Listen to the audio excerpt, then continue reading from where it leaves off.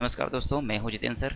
Tricky online classes में आपका फिर से स्वागत है। हम 40 क्वेश्चन रोज़ की तरह फिर आज आपके सामने लेके आए हैं और आप इनको ज़रूर नोट करते जाएं। आपके लिए बहुत सफिशिएंट रहेंगे। पुलिस कांस्टेबल, एमपीपीएससी और एमपीएसआई अभी जो नेक्स्ट एग्जाम आने वाली है उनके लिए, तो आप ज़रूर ध्यान दें। पहला क्वेश्चन है हमारी स्क्रीन पर।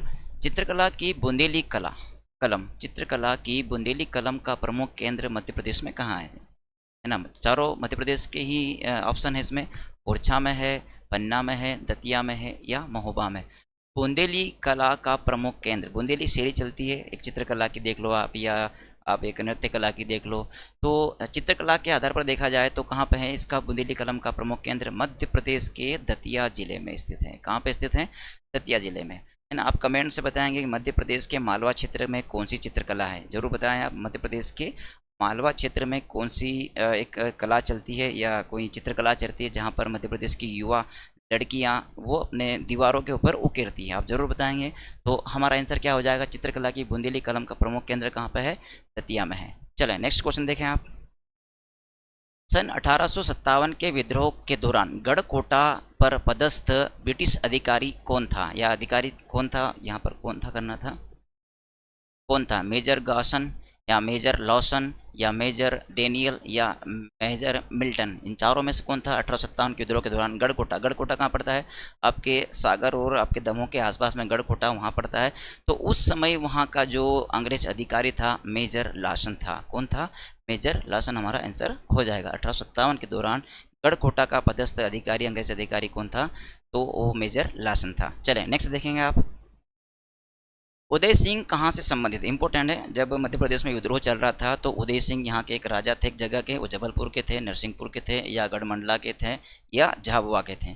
तो उदय सिंह जो थे मध्य प्रदेश के मंडला जिले से संबंधित थे। कहाँ के थे ये? मंडला से। इन्होंने अपनी शहादत लगभग देखा जाए तो 1942 में ये पहली बार यहाँ पर शहीद हुए थे। गढ़मंडला से कौन थे? उदय सिंह मध्य प्रदेश के मंडला जिले से संबंधित थे। चले नेक्स्ट देखिए। हम थोड़ा सा जबलपुर की बात करें तो जबलपुर में 1923 में यहाँ पर जबलपुर झंडा सत्याग्रह की शुरुआत की गई थी। कहाँ से? आपके जबलपुर से झंडा सत्याग्रह की शुरुआत की गई, है ना। झाबुआ की बात करें तो मध्य प्रदेश का पश्चिमी जिले के आसपास आता है, जो कड़कनाथ मुर्गी के लिए आपका झाबुआ जाना जाता है। किसके लिए? कड़कनाथ मुर्गी के लिए जाना जाता है ना। नरसिंहपुर की बात करें तो प्रदेश में सर्वाधिक जो गन्ना है या शुगर के लिए जाना जाने वाला जिला कौन सा? आपका नरसिंहपुर जिला है। राजा नरसिंह की भूमि के नाम से नरसिंहपुर का नाम क्या पड़ा है? नरसिंहपुर पड़ा है। आप जरूर इनको नोट करते जाएं, ठीक है। चले नेक्स्ट क्वेश्चन देखें आप। नर्मदा घाटी परियोजना किस राज्य को लाभ नहीं होता है? नर्मदा घाटी परियोजना में किस राज्य को लाभ नहीं होता? आप देखें आप, किस राज्य को लाभ नहीं होता है? ये आपका जो मध्य प्रदेश है, जो हम हर बार बनाते रहते हैं मध्य प्रदेश, और वो किस राज्य को लाभ नहीं होता है? पहला दे रखा है यहाँ पर आपका छत्तीसगढ़ दे रखा है, आपका महाराष्ट्र दे रखा है। ये मध्य प्रदेश के जो दक्षिण में महाराष्ट्र राज्य है। महोबा एक छोटा सा क्षेत्र है जो दतिया के आसपास आता है। महोबा दतिया और इसी के अंतर्गत आता है महोबा। पूछा क्या है? नर्मदा घाटी परियोजना से किस राज्य को लाभ नहीं होता? राज्य पूछा है तो मध्य प्रदेश को तो राज्य लाभ होगा ही होगा। महोबा ये भी मध्य प्रदेश में ही है। महाराष्ट्र को लाभ होता है। एक नदी निकलती है नर्मदा नदी, और इस पर एक परियोजना है इंदिरा सागर परियोजना, जो 23 अक्टूबर, कौन से अक्टूबर? 23 अक्टूबर 1984 को इंदिरा गांधी परियोजना, इसे पुनासा डैम परियोजना के नाम से भी जाना जाता है, इसकी नींव रखी गई थी श्रीमती इंदिरा गांधी ने। तो जो इंदिरा सागर परियोजना है वो 3 राज्यों की संयुक्त परियोजना, 4 राज्यों की एक संयुक्त परियोजना है। महाराष्ट्र, मध्य प्रदेश, राजस्थान और गुजरात, इन 4 राज्यों को इससे लाभ होता है। आपका कौन सा है? महाराष्ट्र, उसके बाद आपका एमपी तो है ही है, फिर आपके पास आपका जो है राजस्थान, और उसके बाद है आपका गुजरात राज्य। इन 4 राज्यों को लाभ मिलता है। ऑप्शन में क्या है? छत्तीसगढ़ हमारा आंसर हो जाएगा कि लाभ नहीं मिलता। छत्तीसगढ़ को लाभ नहीं मिलता है। छत्तीसगढ़ मध्य प्रदेश के किस क्षेत्र के आसपास पड़ता है? तो मध्य प्रदेश के दक्षिण पूर्व में एक राज्य है जिसे छत्तीसगढ़, जो पुराने समय में बरार क्षेत्र के नाम से जाना जाता था। छत्तीसगढ़ किसके नाम से? बरार क्षेत्र के नाम से छत्तीसगढ़ को कहा जाता था। छत्तीसगढ़ को और क्या कहा जाता है? छत्तीसगढ़ को दक्षिण का महाकौशल कहा जाता है। मोस्ट इंपॉर्टेंट है, इसको जरूर ऐड करते जाए। इसे 36 छोटी छोटी पहाड़ियाँ होने के कारण इसे छत्तीसगढ़ कहा है। इसे कलचुरी वंश भी कहा जाता है। इसे कलचुरी राज्य के नाम से भी जाना जाता है। किसके नाम से? कलचुरी राज्य के नाम से छत्तीसगढ़ को जाना जाता है। इंपॉर्टेंट है। इसे धान का कटोरा भी कहा जाता है छत्तीसगढ़ को। तो हमारा आंसर क्या हो जाएगा? नर्मदा घाटी परियोजना किस राज्य को लाभ नहीं होता है? तो छत्तीसगढ़ को लाभ नहीं होता है। चले नेक्स्ट देखेंगे आप। मध्य प्रदेश में पहला जलाभिषेक अभियान अभियान प्रारंभ किया गया था। कब प्रारंभ किया? 2008, 2015, 2006, 2002 में। तो मध्य प्रदेश में जलाभिषेक कार्यक्रम की शुरुआत 2006 से शुरू की गई। जल अभियान के अंतर्गत क्या है कि जल को सिंचित करके भूमि के अंदर रखना, कुएं बनाना या जलाशय बनाना, छोटी छोटी खाएँ, मतलब क्या बोल सकते हैं, छोटे छोटे तालाब बनाकर उसको संचित रखना, भूमि में संचित करके रखना। तो जलाभिषेक कार्यक्रम कब शुरू किया गया? 2006 में मध्य प्रदेश शासन ने शुरू किया था। चले नेक्स्ट देखेंगे आप। सुमेलित कीजिए, अच्छा क्वेश्चन है। सुमेलित कीजिए, दुग्धधारा जलप्रपात किस नदी पर है? बीहड़ नदी पर है। कपिलधारा किस नदी पर है? चंबल नदी पर है। चूलिया जलप्रपात नर्मदा नदी। चचा जलप्रपात आपकी नर्मदा नदी। आपको इसमें ऑप्शन बताना है कि इसमें से कौन सा क्या सही है, हमने पहले इसमें दे दिया है। तो दुग्धधारा जलप्रपात ये आपका मध्य प्रदेश है, ये आपका मध्य प्रदेश। और मध्य प्रदेश में दुग्धधारा जलप्रपात कौन सा? दुग्धधारा जलप्रपात। दुग्धधारा जलप्रपात का किस नदी पर है? तो ये आपकी नर्मदा नदी पर है। ठीक है। कपिलधारा की बात करें तो ये भी आपके नर्मदा नदी पर है। कपिलधारा कहाँ पे है? कपिलधारा नर्मदा नदी पर, दुग्धधारा नर्मदा नदी पर। ये दोनों जो जलप्रपात है मध्य प्रदेश के अनूपपुर जिले में है। कहाँ पे है ये? अनूपपुर जिले में है। ठीक है। चूलिया जलप्रपात की बात करें तो चूलिया है जो आपकी चंबल नदी पर, ये आपका चूलिया जलप्रपात किस नदी पर है? चंबल नदी पर है। और आपका चचाई जलप्रपात जो है आपकी बीहड़ नदी पर, किस नदी पर है? बीहड़ नदी पर। तो कपिलधारा हम मान सकते हैं तीसरा, इसका क्या हो जाएगा? तीसरा। दुग्धधारा इसका क्या हो जाएगा? चौथा। चूलिया जलप्रपात, चूलिया जलप्रपात सी देखें आप, इसमें सी का दूसरा बता रहे हैं। चूलिया जलप्रपात ये तो होगा नहीं। तो चूलिया जलप्रपात आपका कौन सी नदी पर है? बीहड़ नदी पर, सॉरी चंबल नदी पर है, दूसरा होगा। चचाई जलप्रपात कहाँ है? तो बीहड़ नदी पर है ना। तो इसमें आंसर आपको देखना है कि जोड़ी बनाना है। तो दुग्धधारा जो है आपकी नर्मदा नदी पर, कपिलधारा जो है आपके नर्मदा नदी पर बना हुआ है। चूलिया जलप्रपात जो है आपकी किस नदी पर है? चंबल नदी पर है। और चचाई जलप्रपात कहाँ है? बीहड़ नदी पर। आंसर क्या हो जाएगा हमारा? सी हो जाएगा, उसमें दे रखा है ना। तो इस तरह से आपको जोड़ी मिलाने वाले क्वेश्चन भी आएंगे, आप उनको जरूर करें। तो कपिलधारा और आपका दुग्धधारा मध्य प्रदेश के अनूपपुर जिले में। चूलिया जलप्रपात कहाँ पे है? जो चंबल नदी पर, कोटा संभाग। कहाँ पे? ये आपका कोटा संभाग, कोटा संभाग के एक भैंसरोडगढ़ में बना हुआ है। किस नदी पर है ये?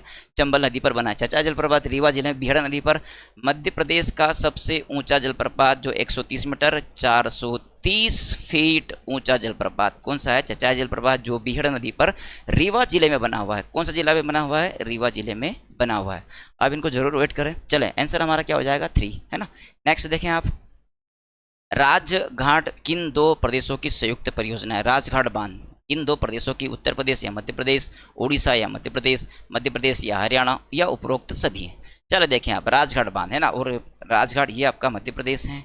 किन दो राज्यों का एक संयुक्त बांध है ना, ये आपका मध्य प्रदेश। अब पूछा पहला ऑप्शन क्या है, तो ये या तो हो गया आपका एमपी, और इसी के आसपास एक राज्य पड़ता है जिसका नाम क्या है? उत्तर प्रदेश है।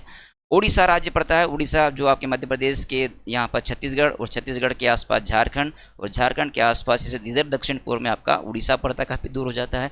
हरियाणा की बात करें तो हरियाणा आपके आसपास बहुत दूर पड़ता है, ये आपका राजस्थान, राजस्थान के बाद में आपका दिल्ली, दिल्ली के ऊपर आपका हरियाणा राज्य आता है। तो ये भी तो होगा नहीं, तो सबसे पहले ये भी नहीं होगा। उड़ीसा की बात करें, ये भी बहुत दूर है, ये भी नहीं होगा।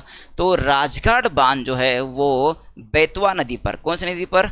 बेतवा नदी पर, मध्य प्रदेश के आपके रायसेन, रायसेन से विदिशा, विदिशा से अशोकनगर, और अशोकनगर से निवाड़ी, और निवाड़ी जिले और यहाँ पर ललितपुर, झांसी, जालौन जिलों के बीच में किस नदी पर है ये? बेतवा नदी पर। कौन सी नदी? बेतवा नदी पर राजघाट बांध बना हुआ है। इसी राजघाट बांध को क्या कहा जाता है? रानी लक्ष्मीबाई बांध परियोजना भी कहा जाता है। इसे क्या कहा जाता है? रानी लक्ष्मीबाई बांध परियोजना के नाम से इसे जाना जाता है। इंपॉर्टेंट है, अब इसको जरूर ध्यान दें, है ना। तो हमारा आंसर क्या हो जाएगा? उत्तर प्रदेश और मध्य प्रदेश का एक संयुक्त बांध है राजघाट बांध, जिसे रानी लक्ष्मीबाई बांध परियोजना के नाम से जाना जाता है। चलें नेक्स्ट देखें आप। बरगी बांध परियोजना किस नदी पर है? इंपॉर्टेंट है, ये पिछली एमपीएसआई 2017 का क्वेश्चन है। बरगी बांध किस नदी पर बना हुआ है? देखें मध्य प्रदेश में की नदियां हैं सभी, नर्मदा है, चंबल है, सोन है, या बरगी नदियां। देखें आप, ये मध्य प्रदेश और आप इसको थोड़ा सा मैं आप सभी थोड़ी कुछ नदियों के नाम आपको मैं इसमें बताऊंगा कि कौन सी नदी कहाँ से निकलती है। ठीक, तो सबसे पहले दे रखा है नर्मदा नदी। नर्मदा नदी इस तरह से बहती है, ये आपकी हो गई आपकी नर्मदा नदी। कहाँ से निकलती है? अनूपपुर जिले से निकलती है। कहाँ से निकलती है? अनूपपुर जिले से। ठीक है। चंबल नदी इंदौर के आसपास जानापाव पहाड़ी से निकलती है, ये चंबल नदी। चंबल कहाँ से निकलती है? इंदौर के जानापाव पहाड़ी के आसपास से। इसकी कुल लंबाई 965 किलोमीटर, इसकी लंबाई 1312 किलोमीटर। दूसरी नदी सोन नदी, ये इस तरह से बहते हुए कहाँ चली जाती है? आपके पटना, पटना के पास दीनापुर या दानापुर में किससे मिल जाती है? ये गंगा नदी से मिल जाती है। कौन सी नदी? आपकी सोन नदी। तो ये आपकी सोन नदी अनूपपुर से ही निकलती है। एक है बरगी नदी। कौन सी नदी? ये आपका रायसेन, और रायसेन के आसपास बरगी नदी। बरगी नदी पर बरगी बांध परियोजना बनी हुई है। कौन सी परियोजना? बरगी परियोजना। बरगी बांध परियोजना, बरना बांध, सॉरी माफ जाते हैं, यहाँ पर बरना बांध, यहाँ पर रायसेन में बना है बरना बांध। नर्मदा नदी की बात करें तो नर्मदा नदी कहाँ से निकलती है? अनूपपुर। अनूपपुर के एक क्षेत्र पड़ता है बीच में आपके जबलपुर, ये आपका जबलपुर, और जबलपुर में एक नदी बहती है, छोटी नदी, बरगी नदी। कौन सी नदी? बरगी नदी। बरगी नदी पर ही बरगी बांध परियोजना निर्मित है। तो हमारा आंसर क्या हो जाएगा? बरगी नदी जबलपुर में बनी हुई है। इंपॉर्टेंट है। तो बरगी बांध किस नदी पर है? बरगी नदी पर। कहाँ पे बना हुआ है? जबलपुर में बना हुआ है। इंपॉर्टेंट है। और बरगी किसकी सहायक नदी है? नर्मदा की सहायक नदी। और बरगी का वर्तमान में एक और नया नाम क्या? अवंतिका बाई परियोजना कहा जाता है। इसे क्या कहा जाता है? अवंतिका बाई परियोजना के नाम से इसे जाना जाता है। कौन सी परियोजना? बरगी बांध परियोजना, जो जबलपुर में बरगी नदी पर बनी हुई है। और ये किसकी सहायक नदी है? नर्मदा की सहायक नदी है। एक बताया था आपकी बरना बांध। बरना नदी कहाँ से निकलती है? रायसेन से निकलती है। बरना नदी रायसेन से निकलती है, जिस पर कौन सा बांध बना हुआ है? बरना बांध बना हुआ है। इंपॉर्टेंट है, जरूर ध्यान दें आप। तो आंसर क्या हो जाएगा? बरगी बांध, बरगी नदी पर, जबलपुर में। चलो नेक्स्ट देखें। एशिया का सबसे बड़ा तालाब कौन सा? सबसे बड़ा तालाब, बड़ा तालाब गोविंद सागर या गोविंदगढ़ तालाब या बरगी झील। तो बरगी झील तो कहाँ पे हो जाएगी आपकी? अभी बताया हमने आपको, जबलपुर में बरगी झील हो जाएगी। गोविंदगढ़ मध्य प्रदेश के कहाँ पड़ता है? गोविंदगढ़ का तालाब मध्य प्रदेश के रीवा जिले में। गोविंद सागर कहाँ पड़ता है? गोविंद सागर रिहंद नदी पर, रिहंद नदी पर गोविंद सागर जलाशय बना हुआ है, जो उत्तर प्रदेश में पड़ता है। कहाँ पड़ता है? उत्तर प्रदेश में। मध्य प्रदेश के भोपाल में, मध्य प्रदेश के भोपाल में एशिया का सबसे बड़ा तालाब, जिसे बड़ा तालाब के नाम से जाना जाता है, जिसे कहा जाता है भोज तालाब के नाम से भी जाना जाता है। और इसी भोज तालाब में एक नदी है, सीहोर से निकलती है। कौन सी नदी? कोलार नदी। कौन सी नदी? कोलार नदी। इसी बड़े तालाब में जाकर विलीन हो जाती है, गायब हो जाती है। तो कोलार परियोजना किस नदी पर? आपके कोलार नदी पर, भोपाल और सीहोर के बीच में बनी हुई है। इंपॉर्टेंट है। तो बड़ा तालाब कौन सा? भोपाल, जो कहाँ पे है? बड़ा तालाब के नाम से इसे भोज ताल के नाम से जाना जाता है। राजा भोज ने इस तालाब का निर्माण करवाया था। अभी एक ब्रिज बनाया गया है, भोज ब्रिज। कौन सा ब्रिज बनाया गया है? भोज ब्रिज। भोज ब्रिज बड़ा तालाब भोपाल में बना हुआ है। इंपॉर्टेंट है, जरूर ध्यान रखें आप इसको। भोज ब्रिज के नाम से जाना जाता है। तालाब के बीचों बीच से थोड़े से उसके पूर्वी भाग के आसपास बनाया गया है ना। तो एशिया का सबसे बड़ा तालाब भोपाल में बना हुआ है। चलिए नेक्स्ट देखेंगे आप। प्रदेश का प्रथम मेट्रो थाना कहाँ पे स्थापित किया गया? इंपॉर्टेंट है। इंदौर में, जबलपुर में, भोपाल में या कोई जगह नहीं। प्रदेश का पहला मेट्रो थाना मध्य प्रदेश के भोपाल में बनाया गया है। कहाँ पे बनाया गया है? मध्य प्रदेश के भोपाल में बनाया गया है। जबलपुर की बात करें तो जबलपुर में क्या है? जबलपुर में एक, जबलपुर का जो हम पुराने समय की बात करें, जैसे त्रिपुरी के नाम से जाना जाता है, तेवर के नाम से जाना जाता है, और इसे जबालीपुरम के नाम से जाना जाता है। किसे? जबलपुर को जाना जाता है। मध्य प्रदेश उच्चतम न्यायालय कहाँ पड़ता है? उच्च न्यायालय कहाँ है? तो वो जबलपुर में है। और कब बनाया गया? 1 नवंबर 1956 को मध्य प्रदेश उच्च न्यायालय बनाया गया। इंपॉर्टेंट है, जरूर ध्यान दें। इंदौर, इसकी जो खंडपीठ है 1968 में बनाई गई इंदौर, और एक बनाई थी आपकी ग्वालियर को खंडपीठ बनाया गया था। और तीसरी खंडपीठ भोपाल में प्रस्तावित करके बनाई गई है ना। तो ध्यान रखिए, आप तीनों ऐड कर लें आप। तो एशिया का या मध्य प्रदेश का प्रथम मेट्रो थाना कहाँ बनाया गया है? भोपाल में बनाया गया है। चलिए नेक्स्ट देखेंगे आप। मध्य प्रदेश में प्रथम किस व्यक्ति को नोबेल पुरस्कार से नवाजा गया? मध्य प्रदेश में सर्वप्रथम नोबेल पुरस्कार किसे दिया गया था? आप इसको देखें आप। तो श्री कैलाश सत्यार्थी को, पंडित माखनलाल चतुर्वेदी या पंडित रविशंकर शुक्ल या उस्ताद आमिर खां को बनाया गया। देखिए आमिर खां तो काफ़ी पुराने समय से हैं। पंडित रविशंकर शुक्ल मध्य प्रदेश के प्रथम क्या बनाए गए? ये सीएम बनाए गए। कौन? पंडित रविशंकर शुक्ल। माखनलाल चतुर्वेदी, इन्हें एक भारतीय आत्मा के नाम से जाना जाता है। आत्मा के नाम से इन्हें माखनलाल चतुर्वेदी को जाना जाता है। इनका जन्म कहाँ पे हुआ? होशंगाबाद में इनका जन्म हुआ। इनका पंडित माखनलाल चतुर्वेदी का जन्म कहाँ पे हुआ? होशंगाबाद में हुआ। ठीक है, माखन नगर इनके नाम से बसाया गया है। मध्य प्रदेश के विदिशा जिले के, किस जिले के हैं? विदिशा जिले के एक व्यक्ति है जिनका नाम है कैलाश सत्यार्थी को मध्य प्रदेश के प्रथम ऐसे व्यक्ति है जिन्हें ये नोबेल पुरस्कार प्रदान किया गया था। देखिए, अब ये नोबेल पुरस्कार कब दिया गया? तो 2014 में इनके साथ में एक तो कैलाश सत्यार्थी और मलाला यूसुफजाई जो है कि पाकिस्तान की एक लड़की है जो 17 वर्ष की उम्र में, मात्र 17 वर्ष की उम्र में इसे शांति का नोबेल पुरस्कार प्रदान किया गया। दोनों को संयुक्त रूप से शांति का नोबेल पुरस्कार प्रदान किया गया था। अब नोबेल पुरस्कार की स्थापना 1901 में की गई थी। कैलाश सत्यार्थी को नोबेल पुरस्कार किस लिए दिया गया? इन्होंने 1980 से, कब से? 1980 से किसकी शुरुआत की? बचपन बचाओ आंदोलन का प्रणेता है ये कौन? कैलाश सत्यार्थी। मध्य प्रदेश से किस जिले से संबंधित हैं? तो मध्य प्रदेश के विदिशा जिले से संबंधित हैं। इन्होंने नमामि नर्मदे सेवा यात्रा के दौरान काफ़ी सहयोग किया। और ये जो कैलाश सत्यार्थी हैं इन्होंने कुछ पुस्तक लिखी है। कौन कौन सी? आज़ाद बचपन की ओर, आज़ाद बचपन की ओर। दूसरा है सत्यार्थी पुस्तक। तीसरी है एवरी चाइल्ड मैटर। ये इनकी प्रमुख 3 पुस्तकें हैं। और इन्हें कब दिया गया? 2014 में शांति का नोबेल पुरस्कार दोनों को, मलाला यूसुफजाई और कैलाश सत्यार्थी को, दोनों को संयुक्त रूप से प्रदान किया गया था। सब नोबेल पुरस्कार 1901 में इसकी स्थापना की गई। किसकी? नोबेल पुरस्कार की गई थी।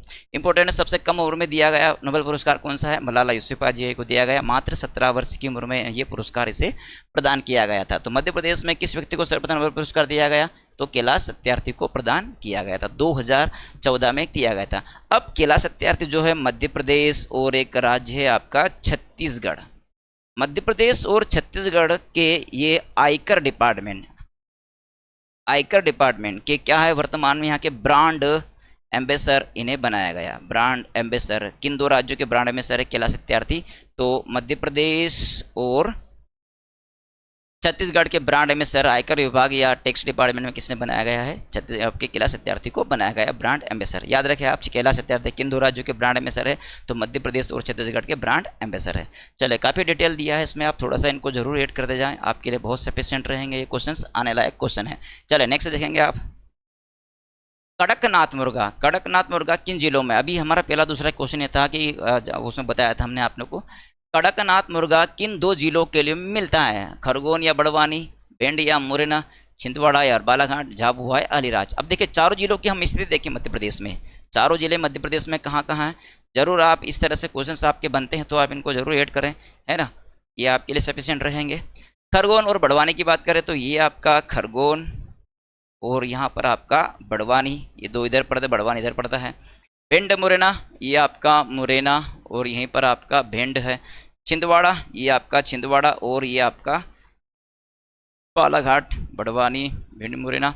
एक है आपका झाबुआ, ये झाबुआ और अलीराजपुर। तो मध्य प्रदेश के झाबुआ और अलीराजपुर में 2018 कड़कनाथ मुर्गी को क्या दिया? मध्य प्रदेश शासन ने जीआई टैग प्रदान किया है 2018 में। और ये मध्य प्रदेश में कहाँ पाए जाते हैं? झाबुआ और अलीराजपुर जिले में पाए जाते हैं। जीआई टैग क्या है? Geographical indication. भारत में पहली बार 2004 में, भारत में पहली बार 2004 में जीआई टैग एक दार्जिलिंग, कौन सा है? दार्जिलिंग क्षेत्र जो पश्चिम बंगाल में है। दार्जिलिंग क्षेत्र कहाँ पे है? पश्चिम बंगाल की चाय को पहली बार क्या दिया था? जीआई टैग दिया था। मात्र कितने वर्ष के लिए? 10 वर्ष के लिए ये प्रदान किया गया था। इंपॉर्टेंट है, जरूर ध्यान दें आप। भारत में पहली बार जीआई टैग किसे दिया गया था? तो भारत के पश्चिम बंगाल राज्य में जो दार्जिलिंग की चाय है उसे जीआई टैग दिया था। कितने वर्ष के लिए? 10 वर्ष के लिए। कब दिया गया? 2004 में दिया गया था। आप जरूर ध्यान दें। तो मध्य प्रदेश में कड़कनाथ मुर्गी कहाँ पाई जाती है? झाबुआ और अलीराज में। और 2018 में से क्या दिया है? जीआई टैग प्रदान किया है। किसे? कड़कनाथ मुर्गी को प्रदान किया है। तो आंसर क्या हो जाएगा, झाबुआ और अलीराजपुर, है ना। चले नेक्स्ट देखेंगे आप अगला क्वेश्चन। मालनपुर मालनपुर मालनपुर औद्योगिक केंद्र किस जिले में स्थित है? भिंड में है, ग्वालियर में है, रीवा में है या मंदसौर में है ना। तो सबसे पहले हम बात करें तो यहाँ पर एक पड़ता है गुड़ तहसील। कौन सी तहसील? गुड़ तहसील के डिक्कैन में, गुड़ तहसील के डिक्कैन में एशिया का सबसे बड़ा सोलर प्लांट बनाया गया। कहाँ पे? गुड़ तहसील में 752 मेगावाट का बनाया गया है। तो सबसे बड़ा एशिया का सोलर प्लांट गुड़ तहसील डिक्कैन ने बनाया है। मंदसौर की बात करें तो मंदसौर में क्या है, मंदसौर किसके लिए जाना जाता है? मध्य प्रदेश का अफीम जिले के लिए जाना जाता है मंदसौर में एक बांध है, कौन सा आपका? गांधी सागर बांध। किस नदी पर बना है? चंबल नदी पर। कौन सी नदी? चंबल नदी पर गांधी सागर बांध बना हुआ है। ग्वालियर की बात करें तो ग्वालियर और मुरैना के बीच में एक बांध है, पगारा बांध। कौन सा बांध? ग्वालियर और मुरैना के पगारा बांध बना हुआ है। ग्वालियर में बड़ा एक मेला लगता है, पिछली वीडियो में आपने देखा होगा 1905 में। कौन सा मेला? माधवराव सिंधिया का मेला 1905 में ग्वालियर में। पगारा बांध की बात करें तो सिंध नदी पर बना हुआ है। किस नदी पर? सिंध नदी पर, ग्वालियर और मुरैना के बीच में बना हुआ है। तो मालनपुर कहाँ पे स्थित है? तो मालनपुर मध्य प्रदेश के भिंड जिले में स्थित है। मध्य प्रदेश के भिंड जिले में क्या है? मालनपुर भिंड में बना हुआ है ना। तो ये औद्योगिक केंद्र है मालनपुर भिंड में। अच्छा, आप कमेंट्स में ये बताएंगे कि आपके मध्य प्रदेश के भिंड जिले के मतलब होलकर वंश के एक राजा थे, उनकी समाधि मध्य प्रदेश के किस जिले में बनी है? होलकर वंश के राजा है, उनकी समाधि या उनका जो स्थल है वो कहाँ पे बना हुआ है? आप जरूर इस कमेंट्स में बनाएंगे वो कहाँ पे है। चले नेक्स्ट देखेंगे आप। मध्य प्रदेश में कितने विश्व धरोहर में शामिल है? वर्ल्ड हेरिटेज सिटी जो है आपके विश्व विरासत सूची यूनेस्को के द्वारा इसमें शामिल किया जाता है। तो मध्य प्रदेश के कितने स्थल है? 5 है, 3 है, 1 है, 4 है या 3 स्थल है विश्व धरोहर, है ना। विश्व धरोहर और यूनेस्को के द्वारा इसमें शामिल किया जाता है। सबसे पहले देखिए यूनेस्को की स्थापना 16 नवंबर 1945 को की गई। कब की गई? 1945। यूनेस्को का मुख्यालय कहाँ पे है? पेरिस, फ्रांस में है। यूनेस्को का मुख्यालय पेरिस, फ्रांस में है, ये इंपॉर्टेंट है। UNESCO United Nation and educational scientific cultural organization, है ना। इसका फुल फॉर्म आप जरूर कमेंट्स में बताएंगे, मैंने अब बार बता दिया है। United Nation educational scientific cultural organization. UNESCO की स्थापना 16 नवंबर 1945 को की गई। इसका मुख्यालय पेरिस, फ्रांस में है। और विश्व में जो स्थल है उनको सहेज कर या उनको संरक्षण प्रदान करने वाली संस्था विश्व में कौन सी है? तो यूनेस्को है। उसी तर्ज पर मध्य प्रदेश के कितने स्थल हैं जो विश्व विरासत स्थल या वर्ल्ड हेरिटेज सिटी में शामिल है? तो मध्य प्रदेश के 3 स्थल है जो विश्व विरासत में शामिल है। और मध्य प्रदेश का पहला स्थल है 1986 में शामिल किया गया, खजुराहो को शामिल किया गया। कब शामिल किया गया? 1986 में खजुराहो को शामिल किया गया। अब खजुराहो किस जिले में है? छतरपुर जिले में। यहाँ पर खजुराहो में क्या है? यहाँ पर प्राचीन चंदेल वंश के मंदिर है। उनकी संख्या 85 थी लेकिन वर्तमान में 22 हैं। किस वंश संबंधित हैं? चंदेल वंश के द्वारा निर्मित इन स्थलों को विश्व धरोहर में शामिल किया गया है ना। कब बनाया गया? 950 से 1050 ईस्वी के बीच में इन मंदिरों का निर्माण किया गया था। चंदेल वंश के मंदिरों का निर्माण 950 से 1050 ईस्वी के बीच में शामिल किया गया था। इंपॉर्टेंट है। दूसरा, पहला तो हुआ आपका 86 में। दूसरा स्थल है आपका कौन सा? सांची। कौन सा स्थल? सांची मध्य प्रदेश कहाँ पे है? रायसेन जिले में स्थित है। और इनको कब शामिल किया गया? सांची के स्तूप को 1989 में इनको शामिल किया गया। सांची का स्तूप जो है 2री व 3री शताब्दी के आसपास, कौन सी शताब्दी? 2री व 3री शताब्दी के आसपास किसने बनाया? सम्राट अशोक ने इनका निर्माण किया था। किसने निर्माण किया? सम्राट अशोक ने इन स्तूप का या इस स्तूप को बनाया गया था। और स्तूप जो किस संबंधित है? स्तूप है, इसमें कुछ कथाएं अंकित हैं। इस स्तूप के ऊपर कुछ कथाएं अंकित है जिन्हें क्या कहा जाता है? जातक कथाएं कहा जाता है। वो जातक कथाएं किस धर्म से संबंधित है? बौद्ध धर्म से संबंधित कथाएं हैं। याद रखें आप, इंपॉर्टेंट है, इनको जरूर वेट करें आप। मध्य प्रदेश का पहला स्थल खजुराहो 1986। दूसरा स्थल कौन सा है? सांची का स्तूप जो रायसेन में है, सम्राट अशोक ने उसे बनाया। और तीसरा जो स्थल है वो आपका है भीमबेटका की गुफाएं। भीमबेटका की गुफाएं मध्य प्रदेश में कहाँ है? तो ये भी रायसेन में ही है। कहाँ पे है? रायसेन में। इन्हें 2003 में शामिल किया गया। भीमबेटका की गुफाओं को कब शामिल किया गया? 2003 में। अब भीमबेटका की गुफाएं लगभग प्राचीन सेल आकृतिक गुफाएं। कौन सी गुफाएं हैं ये? सेल आकृतिक गुफाएं हैं, प्राचीन शिला आकृतिक भीम आकृति। उस समय पांडव जब 1 वर्ष का वनवास उन्होंने लिया था तो उस समय यहाँ पर उन्होंने अपना समय बिताया था, इसलिए इन्हें भीमबेटका की गुफाओं के नाम से भी जाना जाता है। इनकी खोज 1957 और 1958 में श्री विष्णु श्रीधर वाकणकर ने इनकी खोज की है। श्री विष्णु श्रीधर वाकणकर ने इनकी खोज की है, जो मध्य प्रदेश के एक पुरातत्व विद्वत हैं। मध्य प्रदेश के 2 स्थल हैं आपका, तो एक पहला है ग्वालियर का किला, एक ग्वालियर का किला और एक है आपका भिंड का अटेर और आपका गोहद का किला। कौन सा किला? गोहद का किला। इन 2 किलों को भी अस्थायी तौर पर शामिल किया है, इनको अस्थायी रूप से शामिल करके रखा गया है, जो किलो के रूप में इन्हें शामिल किया गया।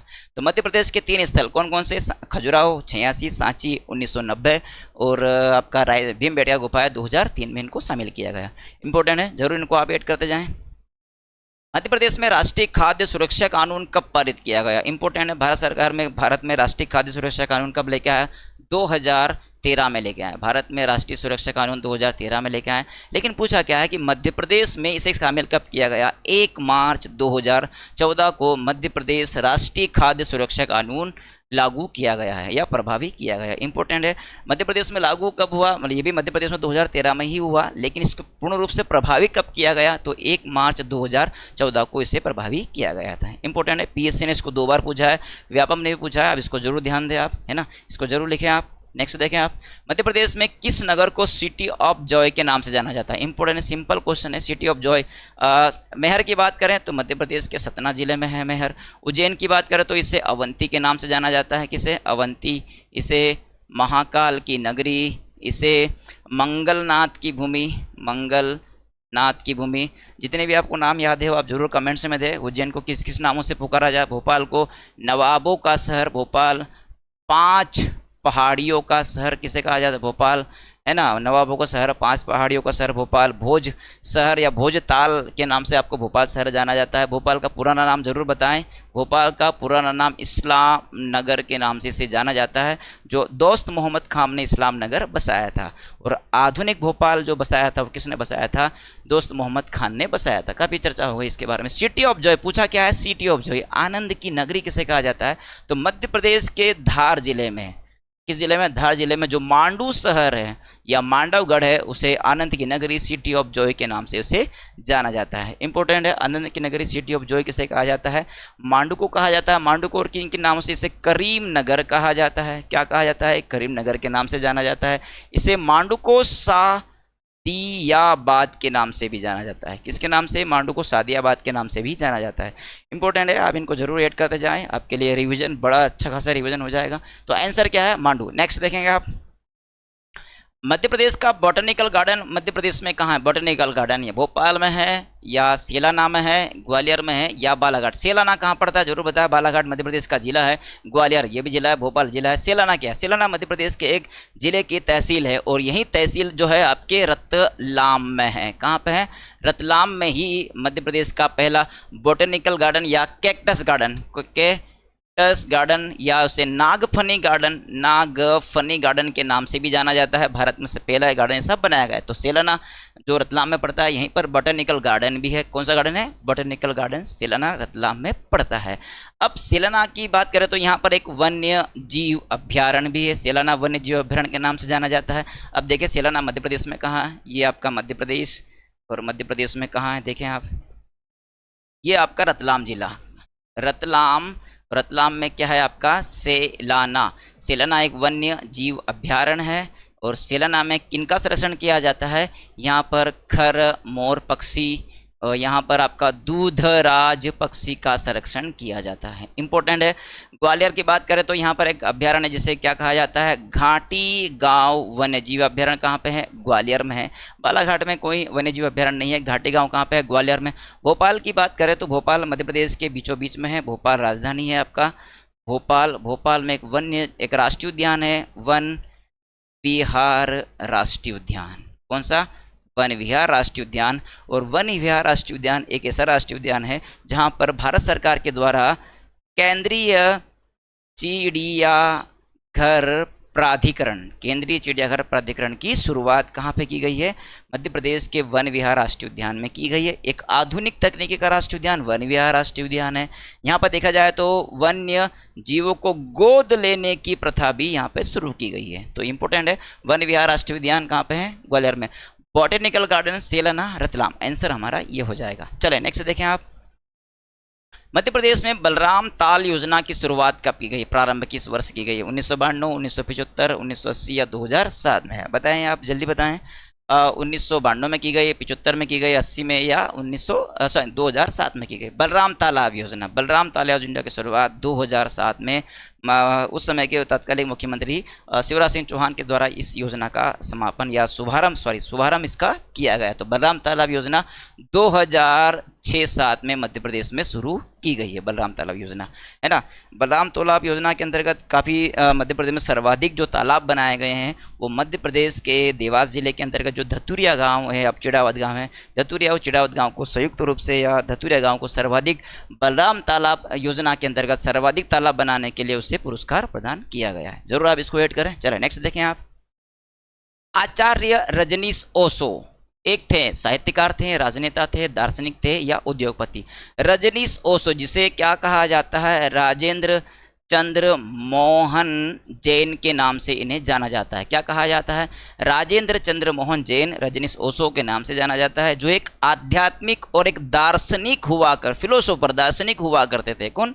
रजनीश ओशो एक आध्यात्मिक गुरु थे, काफ़ी कम उम्र में उन्हें ज्ञान प्राप्त हुआ था, एक आध्यात्मिक गुरु या दार्शनिक रूप में उन्हें जाना जाता था। रजनीश ओशो का जन्म मध्य प्रदेश में कहाँ माना जाता है? नरसिंहपुर जिले में माना जाता है, गडरवारा तहसील। कौन सी? गडरवारा तहसील के आसपास इनका जन्म माना जाता है। इंपॉर्टेंट है, किसी कहीं बताते हैं कि इनका जन्म जो रायसेन में माना जाता है, तो मुख्य रूप से देखा जाए तो गडरवारा तहसील में माना जाता है। इंपॉर्टेंट है, रजनीश ओशो एक दार्शनिक थे, इनका मूल नाम राजेंद्र चंद्र मोहन जैन के नाम से इन्हें जाना जाता था। ठीक है, तो अगला क्वेश्चन देखें हम क्या है।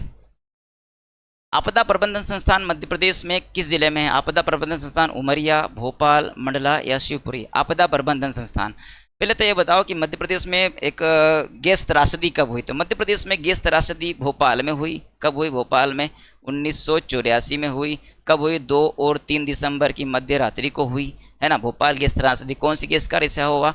MIC गैस का रिसाव हुआ। और इसी गैस के रिसाव के बाद में आपदा से बचने के लिए भारत सरकार ने 1986-87 में आपदा प्रबंधन की संस्थान की स्थापना मध्य प्रदेश के भोपाल जिले में की गई है। इंपॉर्टेंट है, तो आपदा प्रबंधन संस्थान मध्य प्रदेश किस जिले में है? भोपाल में बनी गई है। भोपाल की त्रासदी कब हुई है? 2 से 3 दिसंबर की मध्य रात्रि 1984 को ये MIC मिथाइल आइसोसाइनेट गैस का रिसाव हुआ था, है ना। अब ये मिक गैस का रिसाव हुआ, MIC गैस का रिसाव हुआ, इसके ऑपरेशन फेथ चलाया। क्या चलाया? ऑपरेशन फेथ चलाया था। इसका नेतृत्व किसने किया था? तो इसका नेतृत्व बरदू-राजन ने किया था। किसने किया था? बरदू-राजन ने ऑपरेशन फेथ चलाया था, भोपाल गैस त्रासदी के लिए चलाया था। भोपाल देश काश्मीर जो हुई थी 1984 में हुई आपदा प्रबंधन, जो आपदा हुई थी उस समय, तो मध्य प्रदेश के CM अर्जुन सिंह थे उस समय में। ये जो कंपनी थी ये कहाँ की थी? अमेरिका की कंपनी थी। कंपनी का नाम क्या था? यूनियन, क्या नाम था? Union carbide. इस कंपनी का नाम क्या था? यूनियन कार्बाइड कंपनी था, आप जरूर याद रखें आप। और उस समय इस कंपनी के CEO, पिछले वीडियो में हमने बताया है, क्या नाम था उस CEO कौन था? Warren Anderson. क्या नाम था? एडरसन उस समय इस कंपनी के CEO थे। इंपॉर्टेंट है। और यहीं पर एक मुस्लिम महिला का नाम था, मुस्लिम महिला जिनका नाम था रईसा खान। क्या नाम था? रईसा खान। इन्होंने भी इनके संरक्षण, इनके बचाव के लिए काफ़ी सराहनीय सहयोग किया है। रईसा खान इंपॉर्टेंट, जो भोपाल गैस त्रासदी में इन्होंने काफ़ी मतलब लोगों की सहायता करने के लिए ये आगे आई है ना। तो इंपॉर्टेंट है, आपदा प्रबंधन संस्थान मध्य प्रदेश में कहाँ पे है? तो वो भोपाल में है। 1986-87 में इसकी स्थापना की गई है। चलिए नेक्स्ट देखेंगे आप। मध्य प्रदेश में नगरीय प्रशासन का प्रारंभ किस नगर से किया गया? इंदौर से, जबलपुर से, रीवा से या भोपाल से? नगरीय प्रशासन, मध्य प्रदेश में ग्राम न्यायालय की शुरुआत जो झालता ग्राम से की गई, उसी तर्ज पर नगरीय प्रशासन, गाँव नगरीय प्रशासन, नगर निगम, नगरीय प्रशासन की शुरुआत मध्य प्रदेश के भोपाल जिले से की गई है। मध्य प्रदेश से कहाँ से की गई? भोपाल जिले से। मध्य प्रदेश की पहली नगर निगम 1864 में कहाँ पर बनाई गई? मध्य प्रदेश की पहली नगर निगम 1864 जबलपुर में। मध्य प्रदेश की पहली नगर पालिका दतिया में 1907 में बनाई गई थी। इंपॉर्टेंट है। और भारत में हमने पिछले वीडियो में बताया है कि 1687 में भारत की पहली नगर निगम मद्रास नगर निगम कहाँ पे बनाई गई थी? तमिलनाडु में बनाई गई थी मद्रास नगर निगम। तो नगरीय प्रशासन प्रारंभ किस नगर से किया गया था? भोपाल जिले से शुरू किया गया था। इंपॉर्टेंट है, आप इसको जरूर नोट करते जाएं, है ना। चले नेक्स्ट देखेंगे आप।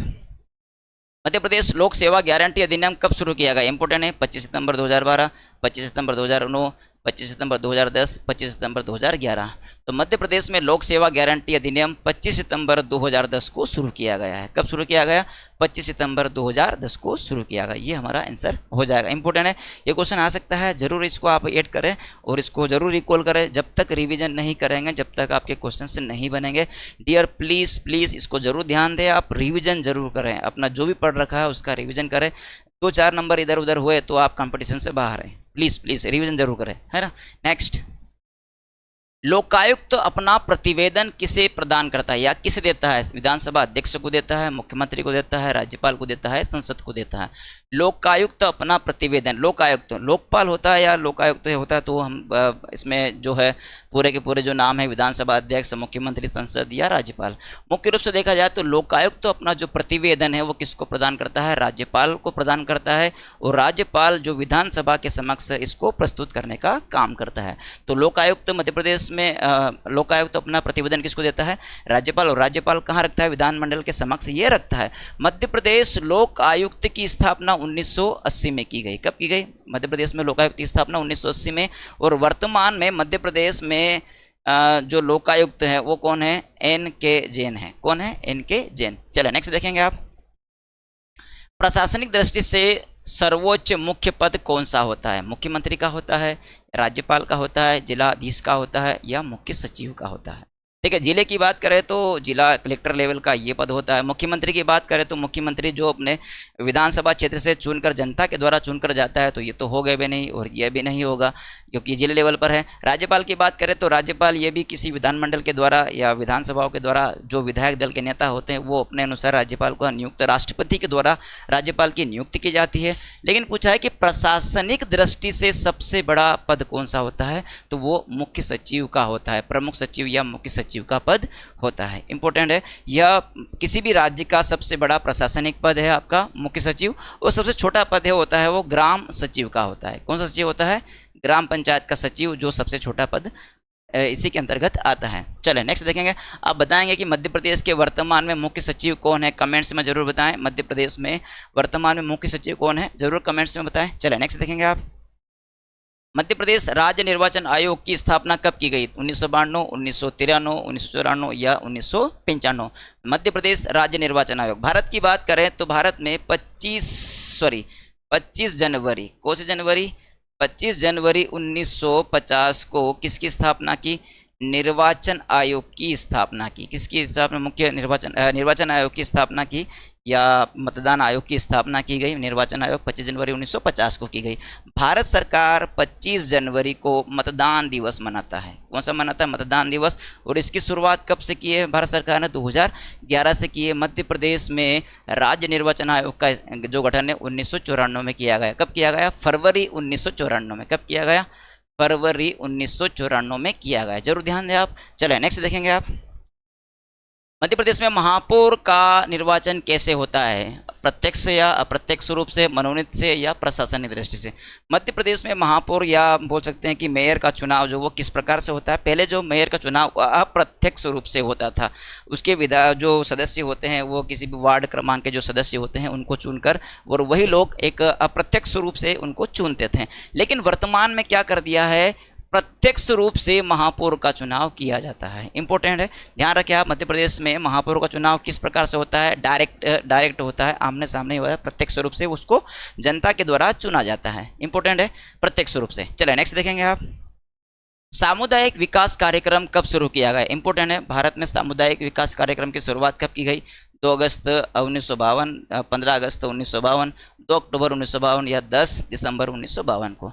तो भारत में सामुदायिक विकास कार्यक्रम की शुरुआत 2 अक्टूबर 1952 को शुरू किया गया। सामुदायिक विकास जो समाज के या जनता के लाभ के लिए ये इसकी शुरुआत की गई है। किसी ग्राम या क्षेत्र में उसके वनों को बढ़ावा देने के लिए, वहाँ की जो साक्षरता दर है, छोटे छोटे स्कूल वगैरह है, इनको वहाँ की ग्रामीण क्षेत्र को बढ़ावा देने के लिए सामुदायिक विकास कार्यक्रम की शुरुआत 2 अक्टूबर 1952 को की गई है। इंपॉर्टेंट है। चलें नेक्स्ट देखेंगे आप। संविधान की 11वीं अनुसूची में किससे संबंधित? संविधान की 11वीं अनुसूची किससे संबंधित? पंचायती राज, नगरीय स्थानीय विकास, भूमि सुधार या उपरोक्त सभी। सबसे पहले भूमि सुधार की बात करें तो भूमि सुधार जो है आपकी 9वीं अनुसूची के अंतर्गत आता है। किस सूची के अंतर्गत? 9वीं अनुसूची के अंतर्गत आता है। नगरीय निकाय की बात करें तो ये आपकी 12वीं सूची के अंतर्गत आता है। और 11वीं अनुसूची की बात करें तो भारत में 11वीं अनुसूची जो है वो किससे संबंधित है? आपके पंचायती राज से संबंधित है। 11वीं अनुसूची किससे संबंधित है? भारत में पंचायती राज से संबंधित है। और पंचायती राज में विषय की संख्या कितनी है? पंचायती राज में विषय की संख्या कितनी है? 29 विषय रखे गए थे। और नगरीय निकाय जो 12वीं अनुसूची से संबंधित है, इसमें विषय की संख्या कितने थे? 18 विषय इसमें रखे गए। इनको जरूर ऐड करें आप, ये क्वेश्चंस आ सकते हैं। पंचायतों के लिए 11वीं अनुसूची में कितने विषय थे? तो 29। और नगरीय निकाय जो कि 12वीं अनुसूची के अंतर्गत आता है, इसमें विषय की संख्या कितने थे? 18 विषय थे। 9वीं अनुसूची भूमि सुधार कानून से संबंधित है। चले नेक्स्ट देखेंगे आप। 2011 में मध्य प्रदेश की कुल जनसंख्या कितनी थी? इंपॉर्टेंट है। 7.2 करोड़, 1.1 करोड़ या लगभग 4 करोड़ या लगभग 3.2 करोड़। कितनी है मध्य प्रदेश की जनसंख्या? 2011 की जनगणना जो थी वो कौन से नंबर की थी? आपकी 15वीं जनगणना। काफ़ी पिछले वीडियो में हमने बताया है।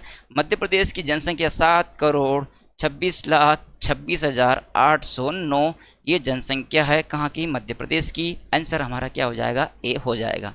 जो भारत में टोटल कितने हैं? लगभग 5.99% जनसंख्या कहाँ निवास करती है? मध्य प्रदेश में ही निवास करती है। और मध्य प्रदेश का देश में स्थान कौन से नंबर का है? वर्तमान में 5वां स्थान है।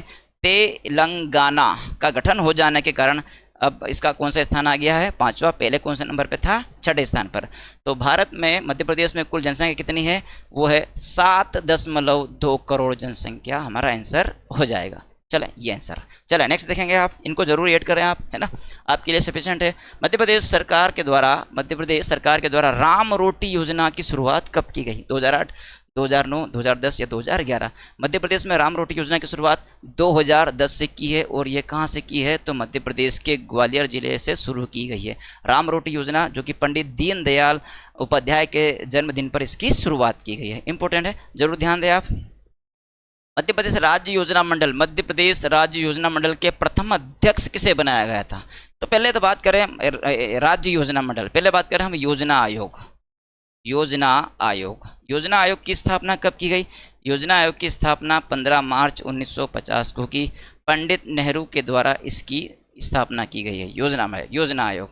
और योजना आयोग को वर्तमान में इसका नाम बदलकर भारत सरकार में जो हमारे प्रधानमंत्री माननीय मोदी जी के द्वारा 1 जनवरी 2015 को इसको क्या कर दिया? NITI नीति आयोग कर दिया। क्या कर दिया है? नीति आयोग कर दिया है। तो ये तो बात कि सेंट्रल गवर्नमेंट की हो गई, केंद्र सरकार की बात हो गई, योजना आयोग और नीति आयोग। अब योजना आयोग हटा कर क्या कर दिया? उसकी जगह नीति आयोग कर दिया। आप जरूर कमेंट्स में नीति आयोग का फुल फॉर्म जरूर बताएं। आप नीति आयोग का फुल फॉर्म क्या है ना, आप ध्यान रखिए। आप नीति आयोग इसका फुल फॉर्म जरूर बताएंगे आप। वही उसी तर्ज पर मध्य प्रदेश की बात करें, मध्य प्रदेश राज्य योजना आयोग या मध्य प्रदेश राज्य योजना मंडल की स्थापना कब की गई? और इसके प्रथम अध्यक्ष की बात करें, इसकी स्थापना जो पहली जो की गई थी वो कब की गई? 2 अक्टूबर 1972 को 24 अक्टूबर 1972 को मध्य प्रदेश में राज्य योजना मंडल की स्थापना की। और उस समय मध्य प्रदेश के मुख्यमंत्री प्रकाश चंद्र सेठी थे, वो ही राज्य योजना मंडल के प्रथम अध्यक्ष बनाए गए थे। प्रथम उपाध्यक्ष की बात करें तो जरूर आप ऐड करें दयाशंकर नाग, जो राज्य योजना मंडल के प्रथम उपाध्यक्ष थे। प्रथम अध्यक्ष का नाम प्रकाश चंद्र सेठी, प्रथम उपाध्यक्ष का नाम दयाशंकर नाग थे। और योजना मंडल की स्थापना 24 अक्टूबर 1972 को की गई है। आप इनको जरूर ऐड करें।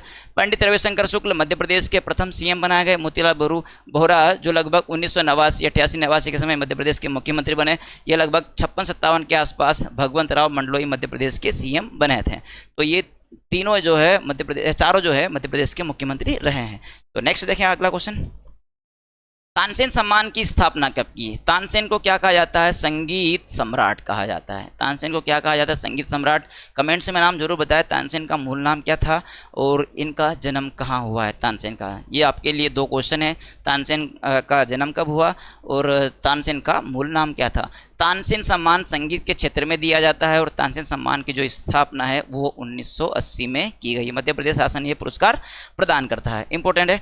चले नेक्स्ट देखेंगे आप, मांडू सिटी ऑफ जॉय के लेखक कौन है? एक पुस्तक लिखी गई है Mandu city of Joy. Mandu जो है वो आनंद की नगरी है। ये पुस्तक किसने लिखा है? किसने लिखा है? महात्मा गांधी ने लिखा है, दिलावर खान ने लिखा है, जगनीक ने लिखा है, गुलाम यजदानी ने लिखा है। किसने लिखा है जरूर बताएं आप। तो गुलाम यजदानी ने मांडू सिटी ऑफ जॉय नामक पुस्तक लिखी है। महात्मा गांधी ने सत्य के साथ मेरे प्रयोग, क्या लिखा है? सत्य के साथ मेरे प्रयोग, मेरे प्रयोग, ये महात्मा गांधी जी ने लिखा है। जगनीक, इन्हें बुंदेलखंड का कवि कहा जाता है, बुंदेलखंड के कवि थे कवि जगनीक बुंदेलखंड। और दिलावर खां जो मालवा में, दिलावर खां मालवा में स्वतंत्र गोरी वंश की स्थापना की। दिलावर खां गोरी ने, इसका मूल नाम क्या था? दिलावर खां गोरी का नाम, मूल नाम हुसैन खां था। क्या नाम था? हुसैन का। जो गोरी वंश, जो मोहम्मद गोरी ने इस क्षेत्र को शासन करने के लिए इसे पहले प्रेरित किया था। तो इंपॉर्टेंट है, मांडू सिटी ऑफ जॉय नामक पुस्तक गुलाम यजदानी ने लिखा है, इंपॉर्टेंट है। ध्यान रखें आप, इनको जरूर ऐड करते जाएं, आपके लिए बहुत सफिशिएंट है। ये क्वेश्चन है जो है आने लायक है ना। नेक्स्ट देखेंगे अगला क्वेश्चन, सही जोड़ी बनाइए। सही जोड़ी बनाना है। उदयगिरी की गुफाएं कहाँ पे है? या भोजपुर में है। राजा भर्तरी गुफा है क्या विदिशा में है? पांडव की गुफाएं क्या पचमढ़ी में है? भीमबेटका की गुफाएं क्या उज्जैन में है? सही जोड़ी चुने। तो सही जोड़ी कौन सी है? तो सबसे पहले देखिए हम, उदयगिरी की गुफाएं मध्य प्रदेश में, क्या भोजपुर, भोजपुर कहाँ पड़ता है? रायसेन में पड़ता है। क्या उदयगिरी की गुफाएं रायसेन में है? नहीं है। ये कहाँ पे है? उदयगिरी की गुफाएं विदिशा में है। कहाँ पे है? तो विदिशा में है। दूसरा है राजा भर्तहरि की गुफाएं कहाँ पे है? क्या विदिशा में है? विदिशा में नहीं है। राजा भर्तहरि की गुफाएं कहाँ पे है? उज्जैन में है। तो ये हमारा आंसर इसका गलत हो जाएगा। तो राजा भर्तहरि गुफाएं कहाँ पे है? उज्जैन में है। इन गुफाओं का निर्माण किसने करवाया? परमार वंश के शासकों ने करवाया। किसने करवाया? परमार वंश के शासकों ने करवाया। पांडव की गुफाएं कहाँ पे हैं? पांडव की, इसको हम थोड़ा बाद में, भीमबेटका की गुफाएं मध्य प्रदेश में कहाँ हैं? तो भीमबेटका की गुफाएं मध्य प्रदेश के रायसेन जिले में है, ना कि उज्जैन में है। तो देखें हम, पांडव की गुफाएं पचमढ़ी मध्य प्रदेश के होशंगाबाद जिले में है। तो हमारा आंसर क्या हो जाएगा? सी हमारा आंसर हो जाएगा। पांडव की गुफाएं कहाँ पे हैं? पचमढ़ी में है। सही क्वेश्चन, पांडव गुफाएं कहाँ पे हैं? पचमढ़ी होशंगाबाद में हमारा आंसर हो जाएगा, जो ये आपका आंसर है जाए। ठीक है। तो उदयगिरी की गुफाएं विदिशा में, भर्तहरि की गुफाएं उज्जैन में, पांडव की गुफाएं पचमढ़ी में और भीमबेटका की गुफाएं मध्य प्रदेश के रायसेन जिले में बनी हुई है। चलिए, इनके बारे में काफ़ी पिछले बताया है आपको, अब इनको जरूर ऐड करें, है ना, जरूर नोट करते जाएं। इंदौर स्थित हिंदी भाषा का समाचार पत्र कौन सा था? इंदौर समाचार पत्र, गोज दुनिया, राष्ट्र भ्रमण या मालवा अखबार। तो मध्य प्रदेश में हिंदी समाचार पत्र, मध्य प्रदेश में जब समाचार की शुरुआत लगभग ग्वालियर से 1840 में होती है, ग्वालियर अखबार की 1840 में।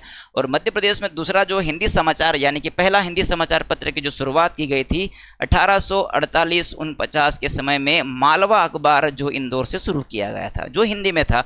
इसका जो संपादक था प्रेमनाथ ने इसे, प्रेम नारायण या प्रेमनाथ ने इसे शुरू किया था। ध्यान रखिए आप, इंपॉर्टेंट है।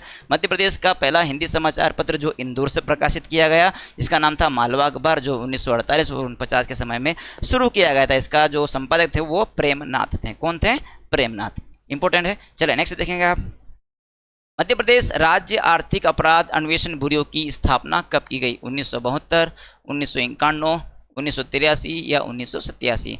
मध्य प्रदेश राज्य आर्थिक अपराध अन्वेषण ब्यूरो की स्थापना कब की गई है? इंपॉर्टेंट है। 1972 में, 1951 में, 1983 में या 1987 में? तो आर्थिक अपराध अन्वेषण ब्यूरो 1972 में शुरू किया गया है। चलें नेक्स्ट देखेंगे आप, मध्य प्रदेश में नारकोटिक्स थाना की स्थापना कहाँ पे की गई? मध्य प्रदेश में नारकोटिक्स थाना कहाँ बनाया गया है? इंपॉर्टेंट है। उज्जैन में है, देवास में है, इंदौर में है या ग्वालियर में? मध्य प्रदेश में नारकोटिक थाना जो मध्य प्रदेश के इंदौर जिले में स्थापित किया गया है। कहाँ पे है ये? इंदौर में है। चले नेक्स्ट देखेंगे आप, रणजी ट्रॉफी किससे संबंधित है? क्रिकेट से है या हॉकी से है या फुटबॉल से है या बैडमिंटन से? देखिए सबसे पहले देखिए हम बैडमिंटन के सुदीरमन कप किससे हैं? बैडमिंटन से। हॉकी की बात करें तो नेहरू कप किससे हैं? हॉकी से संबंधित है। हॉकी कप नेहरू से। रंगास्वामी कप कौन सा है? रंगास्वामी कप, ये भी हॉकी से ही है। रंगास्वामी कप हॉकी से संबंधित है। फुटबॉल की बात करें तो सुब्रतो कप, कौन सा कप? सुब्रतो कप फुटबॉल से संबंधित है। और आपका डूरंड कप, ये भी किससे संबंधित? फुटबॉल से। रणजी ट्रॉफी जो है वो किस संबंधित है? क्रिकेट से है। और भारत में पहली बार रणजी ट्रॉफी का पहला मैच 1934 में हुआ था। भारत में रणजी ट्रॉफी की शुरुआत 1934 से की गई है। इंपॉर्टेंट है, जरूर ध्यान दें आप। चले अगला क्वेश्चन देखें आप। चंदू सरवटे का जन्म मध्य प्रदेश में कहाँ हुआ है? सागर में हुआ है, ग्वालियर में हुआ है, भोपाल में हुआ है या रीवा में है? चंदू सरवटे एक क्रिकेटर हैं। क्या है ये? एक क्रिकेटर हैं। चंदू सरवटे क्रिकेटर, और इनका जन्म मध्य प्रदेश के सागर जिले में हुआ है। किस जिले में हुआ है? सागर जिले में हुआ है, जरूर ध्यान दें आप। मध्य प्रदेश के रीवा जिले की बात करें तो रीवा जिले से एक ईश्वर पांडे, नाम सुना होगा आपने, ईश्वर पांडे, जो मध्य प्रदेश के एक क्रिकेटर हैं, है ना। ईश्वर पांडे मध्य प्रदेश के रीवा जिले से संबंधित हैं। और वो कहाँ संबंधित हैं? आपके रीवा जिले से संबंधित हैं, है ना। चले भोपाल में कौन कौन सी स्टेडियम आप ये बताएंगे, ग्वालियर में कौन कौन सी स्टेडियम है आप जरूर कमेंट्स में आप मुझे बताएंगे। चले नेक्स्ट देखेंगे, अगला क्वेश्चन है हमारा।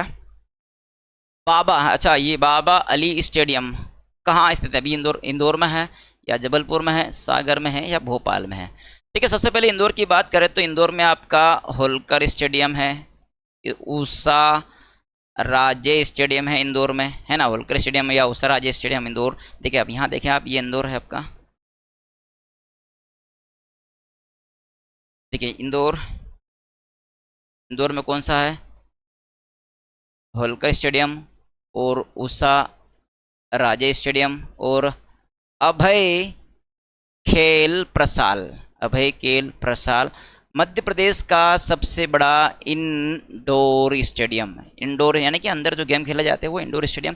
तो मध्य प्रदेश में क्या? इंदौर में होलकर स्टेडियम, उसराजे स्टेडियम, अभय खेल प्रसाल और एक नेहरू स्टेडियम पड़ता है। कौन सा स्टेडियम? नेहरू स्टेडियम। ये चार स्टेडियम कहाँ पे हैं? आपके इंदौर में है।